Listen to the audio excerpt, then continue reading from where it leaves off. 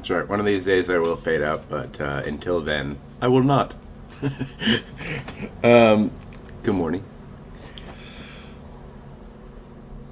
I was reading and focusing on Galatians 6:14, but God forbid that I should boast save in the cross of our Lord Jesus Christ. And, okay, yeah, we all get that boasting really serves no purpose but to alienate others from us. And there's a 3, 4, 5-fold meaning in that for me. I don't know, it's funny, boasting is not necessarily something I've super struggled with for a long time anyway. Kind of the opposite, actually. I think I overtake the servant aspect sometimes in things that I do, and then I barely even tell anybody about them. And that's not helpful. But what should I boast in? Perhaps practice in boasting in that which I should boast in will help me learn what the purpose of boasting at all is. And why would I boast in the cross of Jesus Christ? Well, it's transformed me in my life, and I've seen it transform and do wondrous, beautiful things for others. And because I think it's a glorious emblem, if a harsh one, but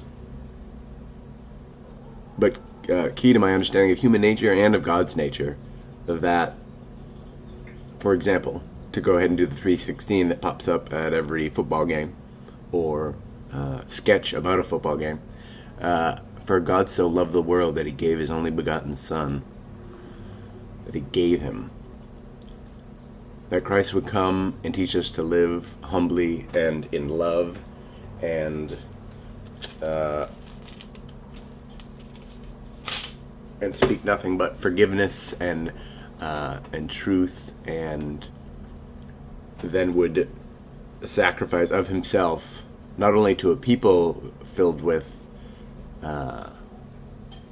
sin, but literally to preach forgiveness and love, and that God the Father wanted nothing so much as to be their guiding light, as to help them and heal them and save them.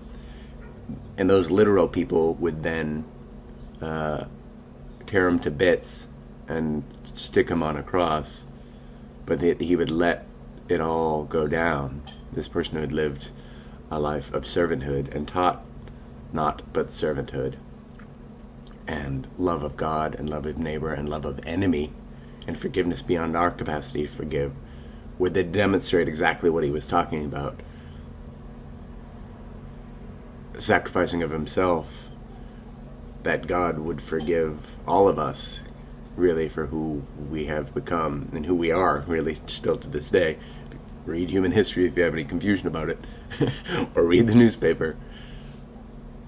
But that he loved us so much that he would give to us through something so much that we fear too, pain and painful death. I think we all scramble away from.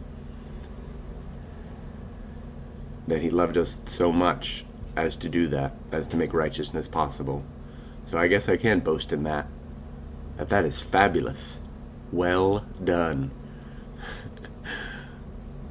Because it saved my life, and it saved the lives of many, and continues to do so. And what better act of servanthood to lean upon than that? I know even of that, ultimate will fall short, because we're not God. But what a glorious thing to try for. To live a life of sacrifice that bold and that blatant and that full of love, that all that we might boast of falls away. I think that's cool. Yeah, what's the coolest thing someone's ever done for you is my question of the day. What's the coolest thing? Is it something they gave? Was it a friend? Was it a stranger? Was it something they forgave? Was it an act of service? Tell me about these cool things, and good morning.